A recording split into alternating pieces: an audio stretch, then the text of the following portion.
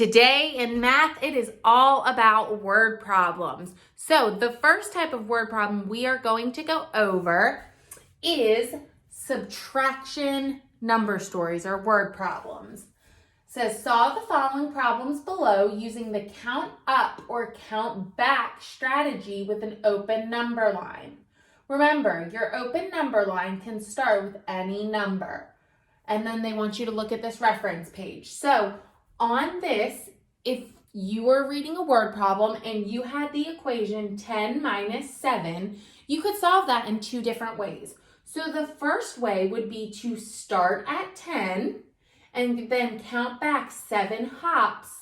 So that's what you're subtracting. You're starting at 10, you count back 7 and landing on 3. Now, that was a lot of hops. So another option could be to start at 7, which is your smaller number, and to add on until you get to 10. So you're counting up. For this one, you don't write what you land on, you count your number of hops. So 1, 2, 3. Either one gets you the same answer, but we talked about these strategies before. We want to choose the one that is most efficient. So I'm going to show you this little chart. We did this in class back when we were still in school, and we solved a lot of different problems, and we realized that counting back was easier to do when you had problems like 13 minus 3, 18 minus 5, 17 minus 4. And it was better to count on when you had things such as 13 minus 7, 18 minus 12, 17 minus 9. So to remind you of the patterns that we found when we looked at that, we said, well, if you're subtracting smaller numbers, it makes sense just to count back. So if you're counting back 5 or less than that. But if the numbers are close together or you're subtracting a larger number, it might be better to start with the smaller number and count on to your larger number, okay? So you have to ask yourself, am I subtracting a small number or am I subtracting a large number and the numbers are close together?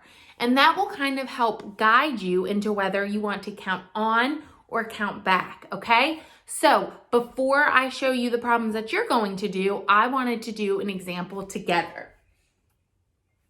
So this one says, Miss Pishock had 24 pencils.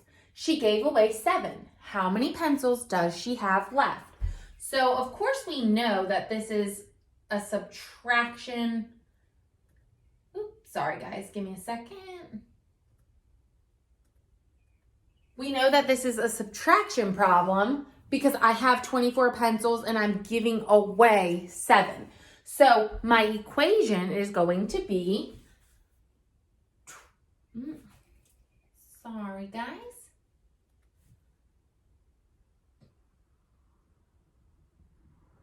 24 minus 7. So remember, what I want to do now is I want to think, okay, is it going to be easier to count back or is it going to be easier to count up? So I think if I count back, I would start at 24 and I would count back 7 jumps. If I were to count on, I would start at 7 and count all the way up to 24. I think for this one, even though 7's a larger number, 24 is really big compared to 7, and those numbers are very spread out. So I think it makes more sense to start with 24 and to count back 7. So because I'm counting back, I want to start on the right side of my number line, and I write 24. And then I'm going to count back 7 jumps. So I go 1, 2, 3, 4, 5, 6, 7.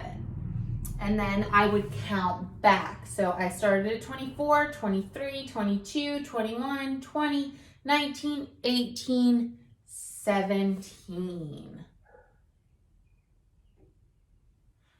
Okay, so my number model is 24 minus 7 equals question mark, and then my answer is 7 pencils.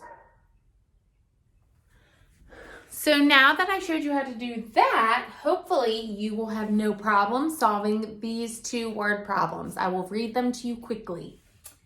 Number 1 says there were 32 people at a baseball game. 6 of the people left the game early. How many people stayed at the game?